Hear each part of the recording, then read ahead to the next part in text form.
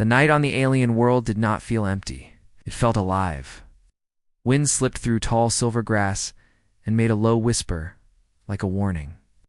Strange trees with glassy leaves rattled softly. A river moved somewhere in the dark, slow and thick, as if it carried more than water. Above, 2 pale moons hung in the sky like watching eyes. The human walked carefully. His boots sank a little into the soft ground, and each step made a wet sound. His breath was loud inside his helmet. He tried to shorten it, but the cold air bit through his suit, and every breath fogged the inner glass for a second. He had been alone for 3 days. The beacon on his ship had died. The com was broken. It had a map, but it looked like a riddle. Drawn by a child, mountains like teeth, a swamp like a black bruise, and an old symbol at the edge that meant ruin or maybe warning. He moved toward that symbol. He was not a hero. He was a worker, a surveyor, the kind of man who counted rocks and measured soil. Yet he had something people often forget. He did not give up. He put one foot in front of the other and kept moving through the night. That was all he had. From the dark eyes watched him. He could not see them, but he felt them. Creatures rustled. In the grass, twice he saw a shadow glide between the trees. Once he heard clicking noises that grew close, then stopped, then began again. Like teeth tapping in a careful rhythm. The human touched the small knife at his belt. It was a bad tool for a big planet, but it made him feel less alone. He found the ruin at last. It rose from the ground like a jawbone, half buried and cracked. The stone was not real stone. It felt too smooth, too warm, as if it remembered the sun. Strange lines ran across it. They were not letters, but they held the same weight as letters. He brushed some dirt away and saw a small mark like a flame trapped inside a circle. He stood there, tired and cold, and he said aloud, "Just to hear a human voice, if anyone can hear me, I could use a little luck." The night answered. It was not a loud answer. It was a sound like a cat's purr mixed with a woman's breath. It came from everywhere and nowhere. From the grass and the ruin and the river and the sky. "I can give you more than luck, Earthman," the voice purred. "I can give you 2 wishes." He froze. His breath stopped. His heart kicked hard, then harder, as if trying to run without him. He turned slowly, but he saw no one. "Who's there?" he asked. His voice was smaller than he wanted. "A hungry thing," the voice said. "A bound thing. A patient thing. Do not worry. My hunger is not for your flesh." The human did not relax. Something touched the grass behind him like a fingertip. He spun again. Nothing. The low purr continued, close to his ear, then far away. Then close again, as if the voice moved like smoke. "You said 2 wishes?" he asked. "Yes," the voice said. 2 wishes. Real ones. Solid ones. Things you can bite into and feel them bite back. I will grant them. In return, you will feed my desire." The last words came out warm and slow, like a secret. He swallowed. The suit felt too tight across his chest. 2 wishes sounded like a trick from a fairy tale. He was not a child, yet read enough reports to know that alien worlds had their own rules, their own traps. Still, 2 wishes could fix everything. He could find his ship. He could go home. He could live. What desire? He asked. He tried to make it sound like a joke, like he was not afraid. It did not sound like a joke. "The honest one," the voice said. "The one you cannot fake. The one that makes your chest warm when your hands are cold. Feed that, and I will feed you back." A light grew on the ruin. It was a soft glow, the color of dawn. The lines on the stone woke up and began to pulse. The mark of the small flame inside the circle shone the brightest, as if it had been waiting for this exact question. A shape moved between him and the ruin. She stepped out of shadow like the shadow trusted her. She was taller than him, but not by much. Her skin looked like midnight glass, deep and reflective, but alive, like water that had learned to be a person. Her hair, if it was hair, was long and fell over one shoulder like poured metal. Her eyes were pale and bright, the color of the 2 moons, yet warm in a way that did not belong to moons. He took one step back. She smiled, It was not an ugly smile. It was not sharp or cruel. It was strange because it was gentle, and he did not expect gentle in this place. "I frightened you," she said softly. "I did not mean to." "You kinda did," he said. The words shook. He stood straighter and forced them to stop shaking. Are you the ruin's guardian?" "I am the ruin's prisoner," she said, and something in her voice changed. The purr was still there, but it wrapped around a hard wire of old pain. "Once I was more, now I am this." She walked closer. The grass bent away from her bare feet. He noticed she left no prints. Maybe the grass did not dare hold her shape. Maybe the ground was too wise to keep a memory that could hurt it later. "What is your name?" he asked. "You would not be able to pronounce it," she said, with a small smile. "But I can be new for you. Call me Lear." "Lear," he repeated. She liked the way he said it. It showed in her eyes. "You are cold," she said. "You are hungry. Your air is thin. You're brave, but your bravery bleeds. Ask, wish, take. What you need, I will give it. I want to give it." "Why?" he asked. "Because giving will free me," she said. "Because the hunger I carry is not for meat or blood or metal. It is for something your kind has in a way mine lost. Feed it, and I will open the old doors and tear down the old walls and put the stars in your pocket if you ask it." He stared at her. He wanted to believe. He wanted to run. He wanted to sleep. Something broke the moment. A hiss rose from the tall grass. Many voices at once. 4 shapes slid low around them, each one long and narrow, with small red lamps for eyes. Their bodies shone wet in the moonlight. Their mouths opened and showed rings of teeth that turned in slow circles. Lear did not look at them.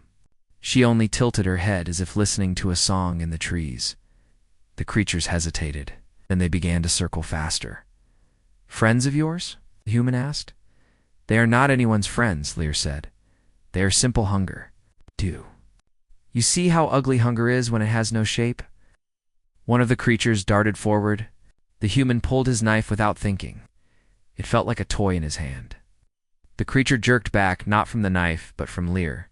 She did not move. She just watched, eyes bright, mouth soft, and somehow the air around her became a wall. "You could help," he said, his eyes on the circling shapes. "I can help," she said. "I will help if we have a bond. Wishes are the law of this place. Laws have teeth. Speak one, and I will bite for you. So he won't help unless I make a wish." Fear made him angry. Anger made him brave, even if I die. She looked at him, and for a moment her face was not smooth or calm. It cracked, just a little, and he saw loneliness like a deep well. "I have watched 1,000 die," she whispered. "I have watched 1,000 live. I am bound to the rule. I cannot move without the bridge a wish makes." Then her voice warmed again, and the purr returned. "But I can wait. I am very good at waiting. I am patient. I am desire that learned patience. So, Earthman, will you let me wait while pretty teeth cut you? Or will you feed me, and I will feed you?" Another hiss, another dart. The knife flashed. The human waved it clumsily. The creature snapped back, surprised. The others gathered strength. Their red eyes brightened like coals. "Fine," he said through his teeth. "But I don't understand your hunger, you do," she said. "You just don't trust that you do. It is the hunger to be seen and held and named. It is the hunger that makes you talk to yourself so you can hear a human voice. It is the hunger that makes your heart slow when another heart is close. Feed that, feed me." His mouth went dry. The night pressed in. The ruin's light seemed to breathe. "Say it," she whispered.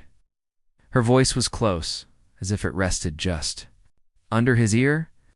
"Say the words, wish. I will listen to every part of you, even the parts you think are small."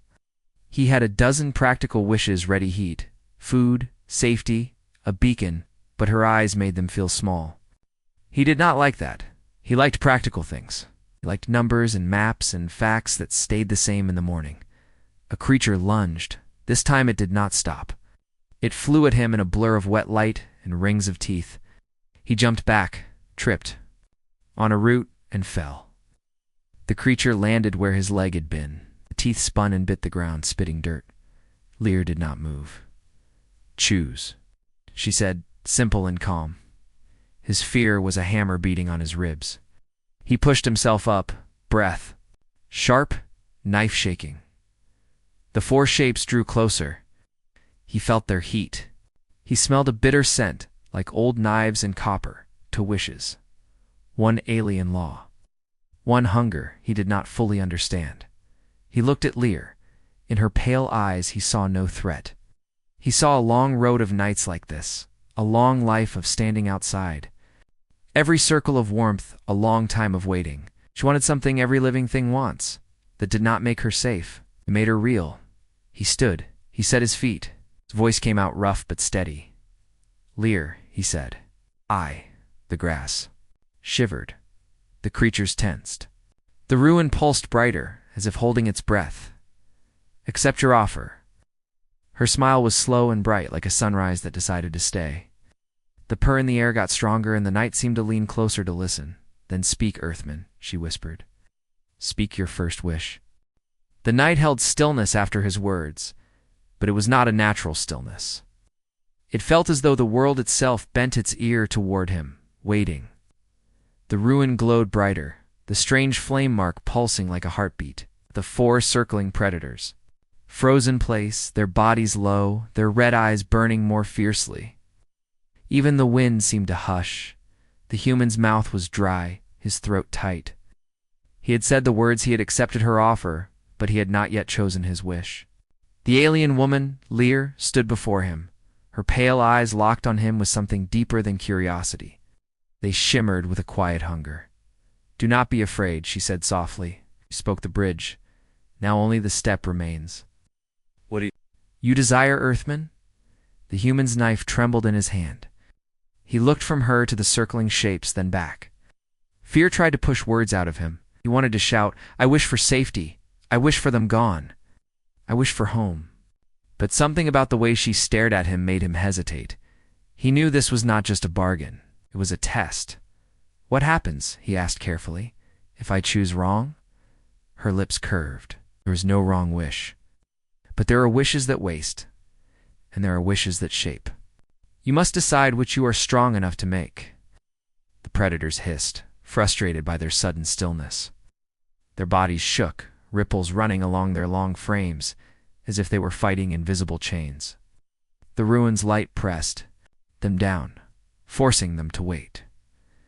The human clenched his teeth. "And I wish." He hesitated, his chest pounded. "Wish for safety. For this night?" The ruin flared, a wave of light bursting outward. The ground trembled. The circling creatures shrieked in a noise too sharp for human ears. Their red eyes dimmed, their bodies turned away, and in a blur they vanished into the tall grass, gone as if they had never been there. Silence fell heavy again. The human lowered his knife. His breath came fast and shallow. For a long moment he just stood, feeling the pounding of his own pulse. Then he turned to Lear. "You did that?" Her smile deepened, though her eyes carried. "A shadow, you asked?" I answered. "That is the law." She stepped closer, her movements flowing like water. "But the bridge is only half built, Earthmen. You still owe me what I asked?" His heart skipped. "You mean your desire?" "Yes," she purred, voice soft and deep, wrapping around him like smoke. "You have tasted my power. Now I must taste what keeps your kind alive in the dark. Give me that, and our pact is sealed." Swallowed. His body was cold from the night air, but her presence made his skin prickle with heat. He tried to steady himself. "What is it exactly that you want from me?" "I don't understand." "You understand enough," she said, tilting her head. Her hair glimmered under the moons like metal threads. "Your kind carries something mine has long forgotten. The warmth between one and another. The bond that makes hunger into comfort, and loneliness into song. Feed me that." Shook his head, uneasy. "You want closeness? Affection?" Her eyes glowed brighter. "The kind that cannot be faked. The kind that cannot be traded like metal or food." the kind that only exists when both sides breathe it. She stepped closer, her voice lowering to a whisper. You have it. You cannot hide it from me. Give it, Earthman. He backed away slightly, his boots sinking into the soft earth. Every part of him screamed to be careful. And if I don't? Her smile did not fade, but her voice changed, the purr darkening. Then the law is broken, wishes given without. Balance wrought the one who receives them. Safety will hold for this night, but by the next, the curse of imbalance will fall on you. Bones will bend, breath will sour, eyes will blind. That is the price of greed. The human froze. Her words struck, with the weight of truth, not threat. He knew she wasn't lying then. Why not take it? He asked. Why not force me? Because forced warmth is not warmth. Forced closeness is only another hunger. Her pale eyes softened, but the hunger within them remained. I need it freely. That is the curse. That is my chain. The ruin glowed weaker now, the flame, symbol dimming. The air grew colder again. The human realized the safety he wished for was temporary. It would last only until dawn. It bought himself a night, but nothing more. His mind spun. Could he give her what she wanted? Could he trust her? Every instinct told him to guard himself, to keep distance. But there was another voice, quieter, buried deep. It whispered that maybe this alien, with her strange hunger, was not as dangerous as the world around them. Why me? He asked suddenly. Why not someone else? There must have been others. Her expression flickered, almost sad. There were long ago. They did not choose as you did. Most asked for riches, weapons, immortality. They fed only themselves, never me. And so their wishes turned to ash. She looked straight into his eyes. But you wished for something simple. Safety, not glory, not greed. That is why I still stand here. That is why I ask you. The human's chest tightened. He remembered the endless cold, the loneliness, the way his voice echoed against the glass of his helmet when he spoke only to hear it. Maybe she was right. Maybe he had something she needed, something only a human could give. Still, fear lingered. If I feed your desire, then what? Then I am free, she said, her voice trembling with hope. It's free to be more than a prisoner of law, free to walk beside you. Free to grant your second wish not as a bargain, but as a gift. Words settled heavy in him. This was more than survival. This was choice. If he gave her what she wanted, he was not just saving himself. He was changing her fate. The ruin dimmed further, shadows stretching long. The night pressed in. Lear's voice broke the silence, soft and pleading now. Yes. You asked for safety, and I gave it. Now feed me, Earthman. Not with fear, not with a lie, but with the truth that beats inside your chest. Only that will balance us. The human stood still, caught between fear and temptation. His knife hung loosely at his side. His breath misted in the cold air. He realized this was not just her test died, was his own. For the first time since he had landed on this cursed world, he was not fighting monsters, storms, or silence. He was fighting himself, and the question pressed in with every heartbeat. Would he give her what she wanted? The night waited for his answer. The moon slid lower in the sky, and the silver grass swayed in a rhythm that felt like breath. The ruin behind them pulsed with a tired glow, like a dying heart. The human stood stiff and restless, his knife loose in his grip, his body torn. Between running and standing, Lear's eyes did not leave him. They glowed faint, pale like trapped stars, but inside them was something that made him uneasy, hope mixed with hunger. Her voice was soft, but every word pressed against him like invisible hands. You have spoken the bridge, she said. Step across. Speak your first true wish. He clenched his jaw. I already did. I wished for safety and the beasts. Left her smile curved. That was survival. A test. A seed. Not the true wish. The ruin will not open to half words. You must speak with weight or nothing will change. The human's chest tightened. He wanted to argue, but deep inside he knew she was right. That first wish had saved him for the night, but it had not solved anything. His ship was still lost, his cum broken, his supplies nearly gone. He could not last long in this world. He needed more than a borrowed night of safety. Still, fear clung to him. "If I make a bigger wish," he said carefully, "what if you twist it? What if it turns against me?" Her smile faded into something quieter. "The law does not twist. It only reflects. If your heart is crooked, your wish will crack. If your heart is steady, your wish will stand. The ruin gives back only what you truly carry." The words sank deep, and he shivered not from cold, but from the weight of them. He thought of the endless days wandering the alien wild, the hunger biting at him, the loneliness gnawing worse than hunger. He thought of his ship, broken and silent, of the beacon that would never call for rescue. He thought of home Earth, with its crowded cities, its noise, its warmth, its people. He wanted that more than anything, the sound of voices, the sight of faces, the proof that he was not alone. Slowly he lowered the knife. His hand trembled, but not from fear this time, from choice. "I wish," he said, his voice shaking, but firming with each word, "for protection. Not just for tonight. It's not just from monsters in the grass. I wish for safety, until I find my ship, until I find a way home." The ruin's flame symbol pulsed hard, light flaring up like a sunrise trapped. Inside stone, ground shivered beneath his boots. The air grew heavy, pressing against his chest like deep water. Lear's body tensed, her pale eyes widening as if the wish rippled through her bones too.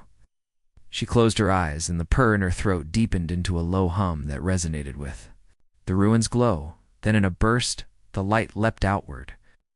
It spread in a dome, invisible but alive. The human felt it wash over him, warmth pressing against his skin, sinking into his chest, settling in his bones. The cold vanished. The air no longer bit at his lungs. The ground under him steadied. The predators hissed from far away.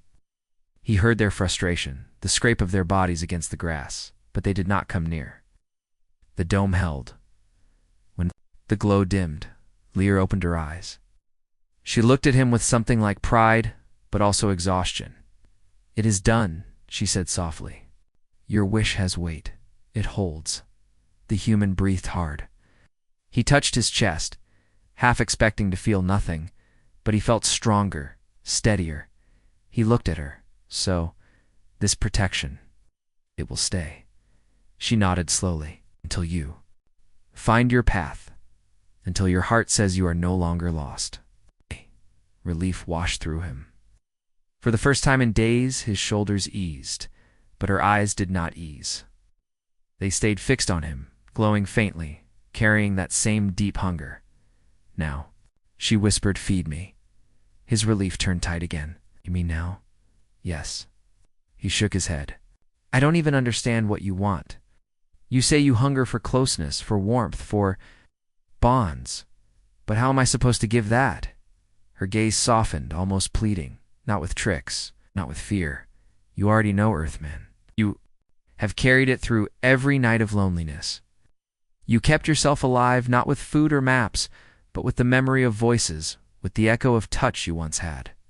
Give me that. Share it. Let me feel what your kind feels." He turned away, pacing, rubbing his forehead. "You talk like it's simple, but it's not. You're not human. You don't even—" He stopped, looking back at her. She stood calm, patient, her pale eyes shimmering like someone who had waited forever and could wait longer still. And suddenly, he realized, she wasn't lying. She truly had waited. Centuries, maybe longer. Watching others come, watching them leave or die. Never finding the one who gave her what she needed. The thought dug deep into him. "I don't know if I can," he admitted. His voice cracked, but it was honest. Her lips curved into a small, tender smile. "That is enough. Honesty is the first shape of what I hunger for. You do not have to know. You only have to try." He stood still, breath shaking. He thought of the emptiness in his chest, the hollow silence of the alien nights, Thought of how even the sound of his own voice comforted him, just because it was human. And he realized, yes, maybe he did know. Maybe he had carried that warmth all along, buried beneath fear. He stepped closer. The air around her was warmer, tinged with a scent he could not name, like stone after rain, like fire after snow. Her pale eyes widened slightly, her breath catching as he drew near. He didn't touch her? Not yet. He only looked into her eyes, steady this time, and let her see what he felt. Fear, loneliness, hope, and something else, fragile but alive. Her breath shivered out. Her lips parted. The purr in her throat deepened, filling the silence between. "Them, you are feeding me already," she whispered. He frowned. "I didn't do anything. You looked," she said. "You let me see? That is more than all the others ever gave." The ruin pulsed faintly behind them, but softer now, less demanding. The dome of protection still hummed around them, holding. The predators at bay, the human stood close, his heart pounding. Lear's pale eyes shimmered with something new, not just hunger, but gratitude. And in that moment, he realized the danger was not only in trusting her. The danger was in what trusting her might awaken in him. She leaned closer, her voice a whisper of heat in the cold night. "One wish remains, Earthman. Choose it wisely, for it will not only shape you, it will shape me." The human swallowed hard, torn between fear and the strange pull inside his chest. The first wish had saved him. The second could change everything. But the cost. The cost was still unknown, and the night was not done testing him. The night grew heavy, like the air itself carried secrets too thick to breathe. The ruin's glow dimmed into a steady pulse, the dome of protection holding strong around them. The predators outside hissed and prowled in circles but never dared to cross. The human could finally rest his body, but his mind had no rest. He stared at Lear. She stood so close that he could see the faint shimmer of her skin under the moons. See the way her chest rose and fell with slow patience.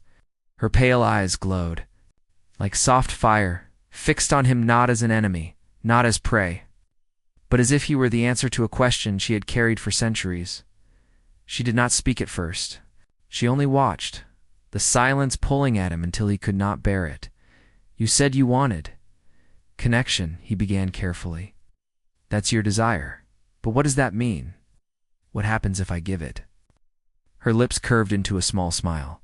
But it was not playful. It was sad. It means I am no longer hollow. It means I am no longer a prisoner to my own hunger. She tilted her head slightly, her voice softer. "And it means you will never be the same again." That last sentence made his chest tighten. Never the same. "How?" "The bond changes both," she answered, stepping closer. Her presence pressed against him like heat from a fire. "When you share what I hunger for, I take it into myself. I carry it. I keep it alive, but it does not vanish from you. Instead, it grows. You feel me as I feel you." Her eyes did not blink. "Is dangerous." To some, the human frowned. "Dangerous?" "Yes," she said, "because true hunger, once fed, never fades.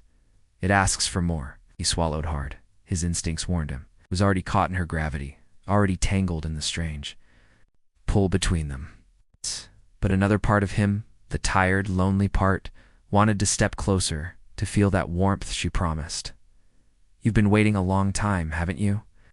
he asked. Her smile softened. "Longer than I can measure. I have watched others come, but they never understood. They feared me. They tried to use me. They gave me nothing real. And so I stayed bound, starving." There was pain in her words, raw and sharp, though she covered it with her calm voice. The human saw it now, the hollowness behind her pale eyes, the centuries of emptiness. And strangely, it reminded him of himself. Because wasn't he starving too? Not for food, though hunger gnawed at him. Not for air, though the air here was thin and sharp. He was starving for something else. Same thing she described. The sound of another voice, the warmth of another presence. The proof that he wasn't alone. The realization unsettled him. He had thought she was alien, otherworldly, impossible to understand. But in this way, She was exactly like him. "What if I can't give you enough?" he asked quietly, her eyes softened. "Then you will have given more than anyone else ever has. That will be enough." The honesty in her voice hit him harder than any threat. He lowered his head, staring at the ground, trying to think. But the silence pressed on him, thick and endless, until he raised his eyes again. She was still there, still waiting, patient, but expectant. He felt his chest tighten with the weight of the choice. "You're asking me to trust you?" He said. "Yes," she whispered, "and I am asking you to let me trust you." That struck deeper than he expected.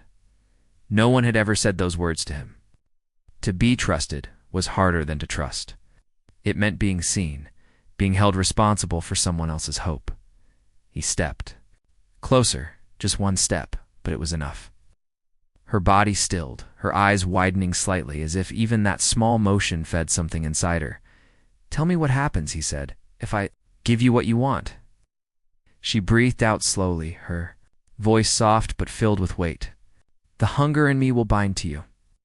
I will feel your warmth, your fear, your hope. You will feel mine. It will not vanish when the night ends. It will stay like a mark on the soul. You will never walk alone again." He shivered. That promise sounded both like salvation and a chain. "Never alone," he repeated quietly. "Yes," she said. Her pale eyes glimmered with something bright, almost desperate. "That is the gift. That is the danger." The human felt his chest ache. For so long he had dreamed of hearing another voice, of not being alone in the silence of an alien world. Now standing before him, that dream was offered, but with it came risk. A bond that could never be undone. He closed his eyes for a moment. He remembered Earth, the sound of crowded streets, laughter spilling out of bars, arguments over nothing. That still meant something. He remembered sitting alone in his broken ship, talking just to hear a human voice echo back at him when he opened his eyes again. Lear was still watching, patient but trembling faintly, as if her centuries of waiting pressed hard against this single moment. "Show me," he said finally, his voice low. "Show me what it feels like." For the first time, her calm cracked. Her eyes widened, and a sharp breath escaped her lips. The purr in her throat deepened into a sound that shook the air around them. She lifted her hands slowly, hovered in the space between them, waiting. She did not force, did not push. She only waited. Offering, his heart pounded as he raised his own hand. His glove trembled, but he pulled it free, baring his skin to the cold air. Then, slowly, carefully, he placed his hand against hers. The world changed. Heat surged through him, not from her skin, but from something deeper. It wasn't touch, it was connection. It raced through his chest, spread through his arms, lit up his mind. He gasped, but not from pain. From shock, he felt her, not just her body, but her hunger, her emptiness, her centuries of silence. He felt the depth of her waiting, the endless ache of being unseen. And layered within it, he felt her wonder sharp and bright as she touched his loneliness and recognized it as her own. Her eyes filled with light, tears shimmering that did not fall. "Yes," she whispered, her voice breaking. This is what I starved for." He shook, caught between fear and awe. His heart thundered, but not from danger. From something else, something terrifying and beautiful. The ruin pulsed brighter, its flame symbol flaring with life. The dome around them hummed stronger, as if their bond fed its strength. But the human barely noticed. His hand was still against hers, and for the first time since he had landed on this forsaken world, he did not feel alone. Her whisper came again, softer now, trembling with gratitude and hunger both. "You have begun to feed me. Do you see, Earthman? You're already changing." Me, he did see. And he realized with a chill that he was changing too. The hunger was no longer only hers. It was theirs. The night had grown quiet, but not empty. The silence now carried weight, a deep stillness that felt alive.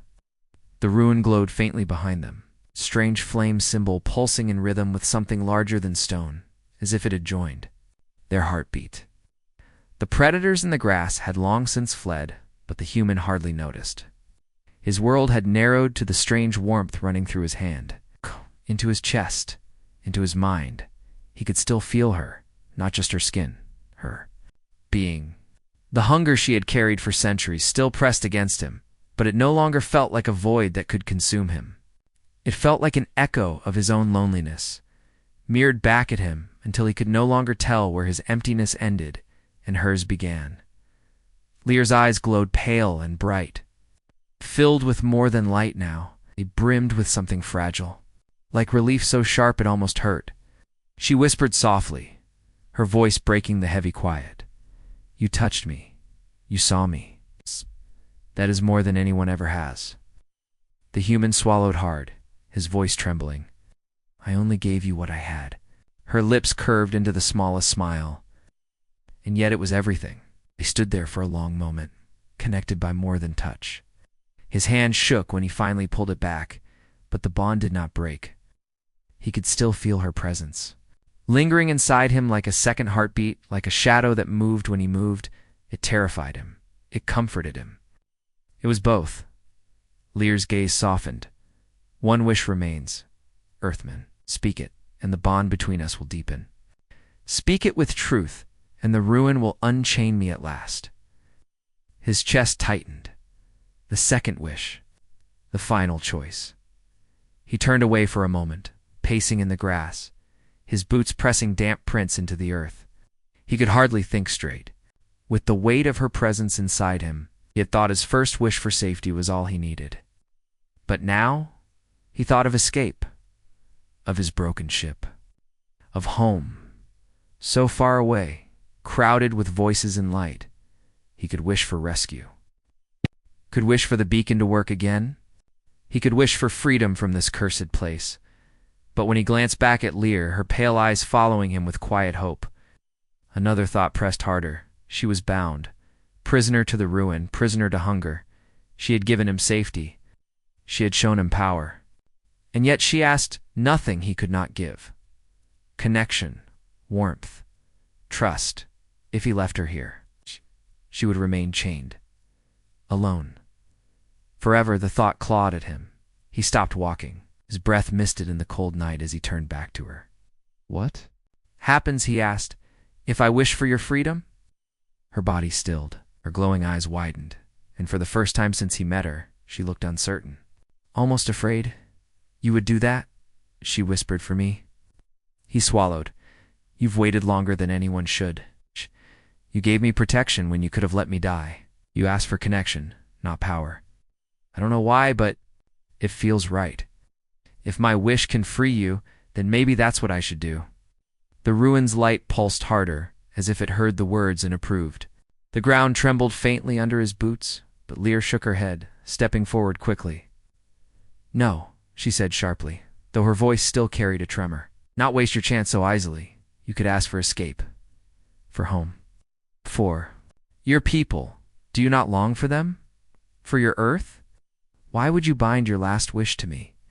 Her desperation hit him like a wave, but he held steady.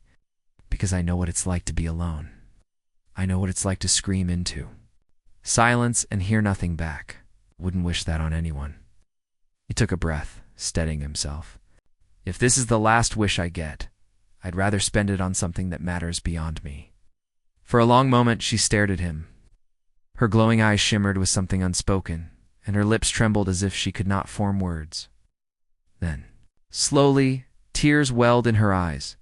Not human tears, but drops of light, glowing softly as they slipped down her glass-like skin. "You would undo my chains," she whispered, almost to herself. "After all these years, after all my begging, all my waiting, you would do what none ever dared." He nodded firmly. "Yes." Her breath shook. She stepped closer until she stood just before him, the ruins glow behind her like a halo. Her voice dropped low, trembling.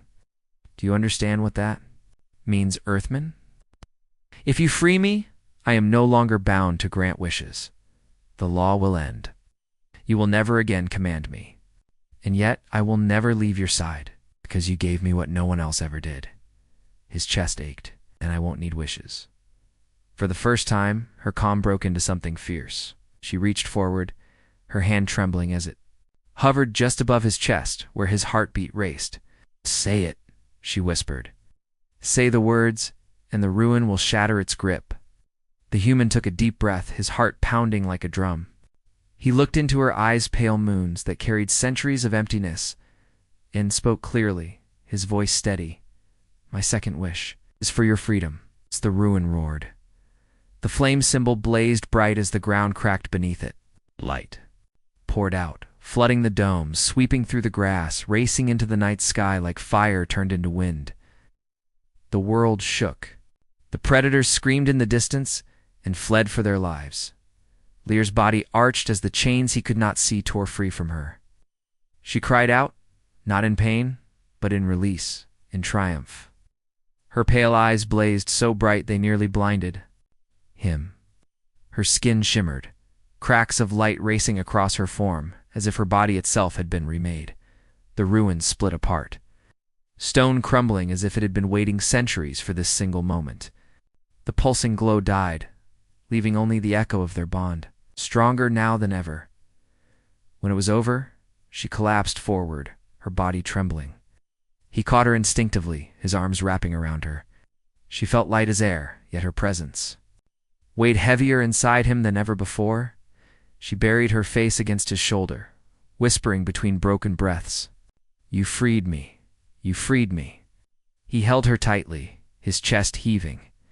"You're not alone anymore." Her tears of light stained his suit, glowing faintly. She pulled back slightly, looking into his eyes with something new, something raw, unguarded.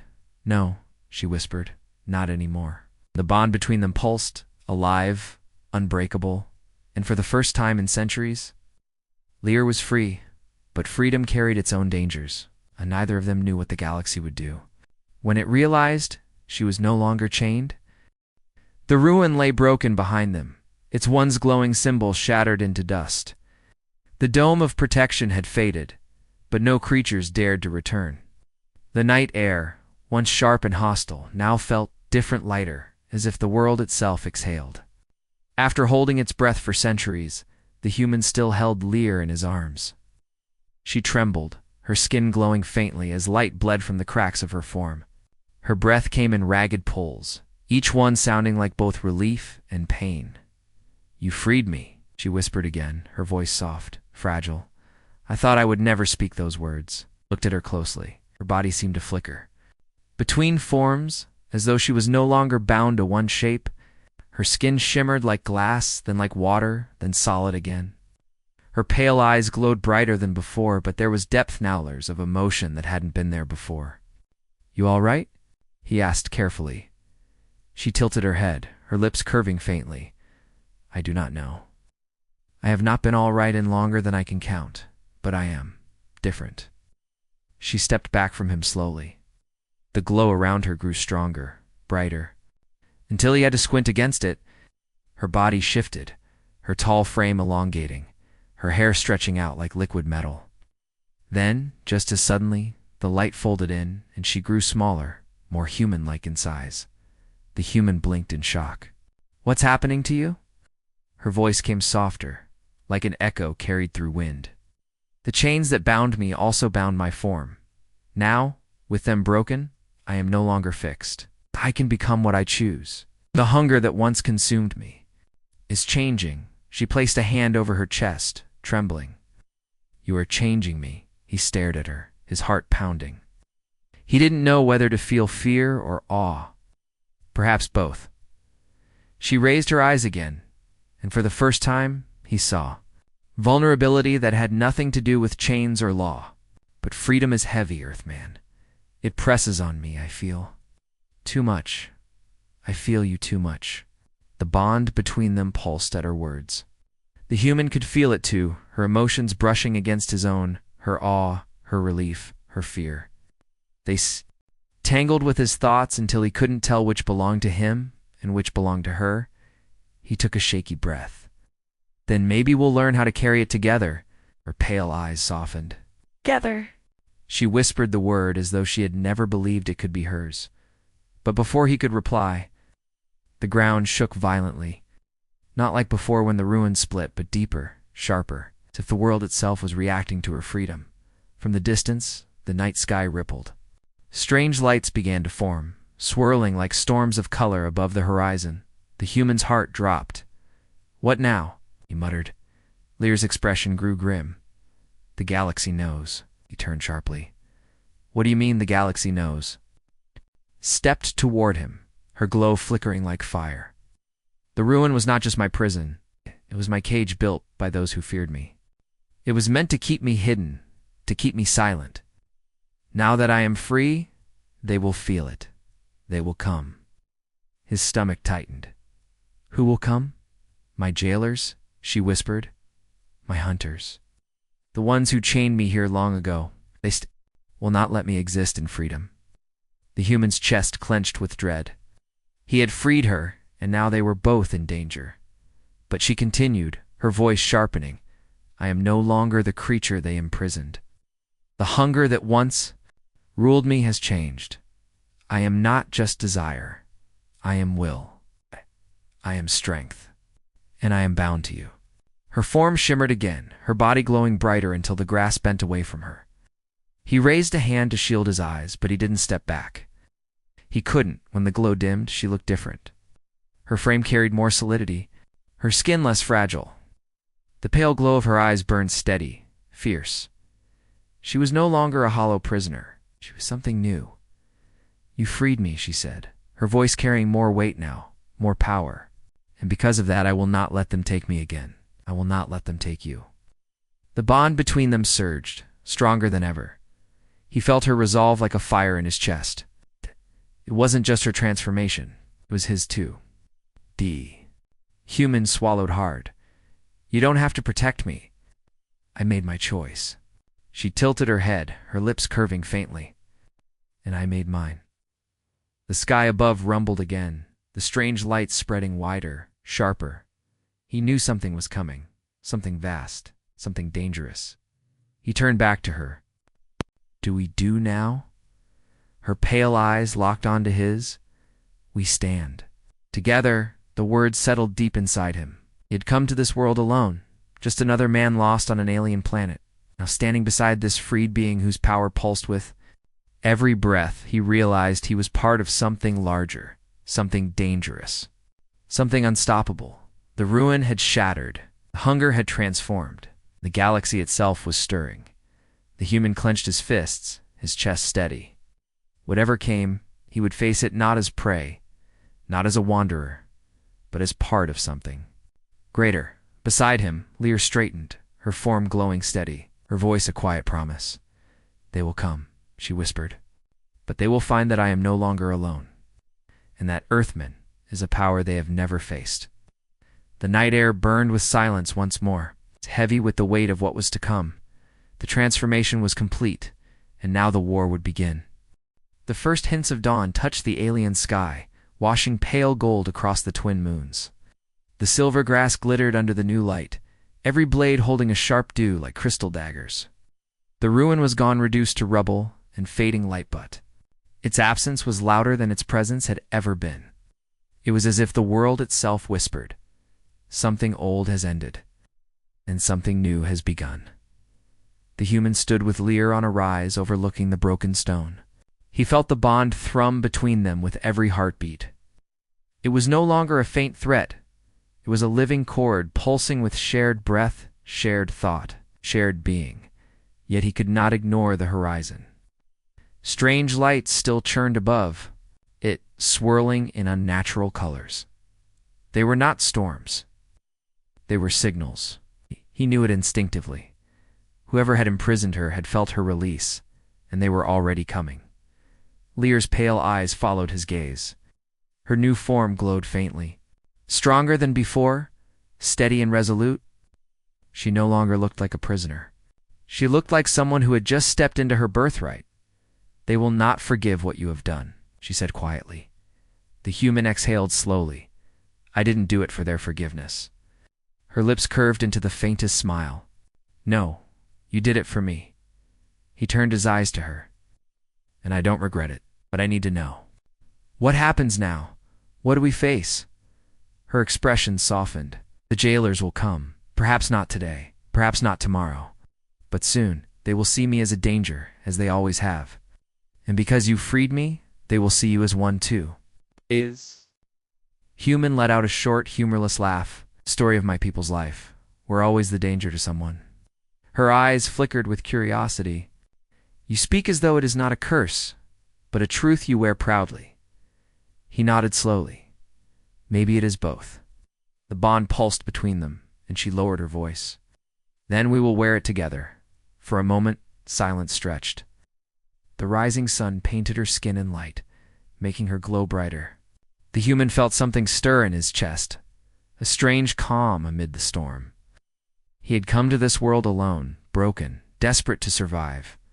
Now somehow, he was part of something bigger than survival. But with that came responsibility. He clenched. His fists. If they come for us, what can we do? Can you fight them? Her pale eyes sharpened. I am not the same being they chained. My hunger has changed. My power has changed. And with the bond, I am not one I am too?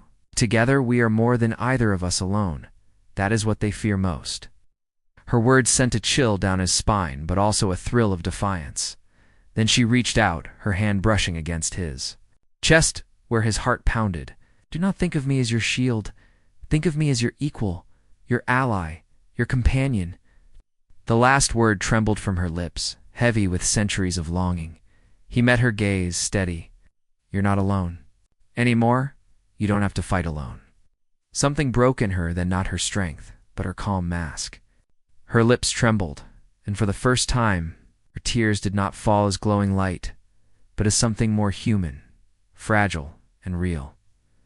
I waited so long to hear those words, she whispered. I thought I would turn to dust before I did. Held her hand tightly. Well, now you've got me, whether you like it or not. She let out a soft laugh, weak, uncertain, but filled with relief. The bond surged stronger, and in that moment he knew their fates were sealed. They were no longer two strangers bound by law. There was something more, something no ruin could break, but the horizon still burned. The human's voice grew firm. So what do we do first? Lear turned her face toward the dawn, her pale eyes sharp with resolve. First, we prepare. When they come, they will not find a prisoner and a lost man. They will find something they cannot chain, something they cannot predict. She turned back to him, her voice a quiet promise. They will find us. The human swallowed hard, nodding. He had no illusions. It would not be easy. The jailers, whoever they were, would not stop. They would see him as a mistake to erase her as a threat to cage again. But he also knew this.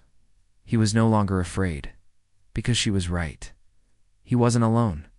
The sun rose higher, and the first warmth of day spread across the silver fields. Lear lifted her face to it, her lips parting in wonder. He realized she hadn't seen a sunrise as a free being in centuries. The sight struck him harder than he expected. She turned back to him, her expression fierce and tender at once. Earthman, you gave me more than freedom. You gave me something my kind lost long ago. You gave me choice. And now, she stepped closer, her hand resting against his chest, feeling his heartbeat. Now I choose you. His breath caught. The bond thrummed in his chest, warm and steady, and in that moment he realized something deeper. His wishes were gone, but he had gained more than any wish could have given him. He had gained her trust, her loyalty, her bond. Together they faced the burning horizon. The galaxy would come for them. The hunters, the jailers, the ones who feared what they could become. But he smiled faintly, tightening his grip on her hand. Let them come, he said. We'll show them what freedom looks like. The bond surged one last time, steady and unbreakable, carrying the promise of battles yet to come, and as the sun climbed over the silver fields, two figures stood side by side, no longer prisoner, and wanderer no longer hollow and alone, but bound together beyond wishes.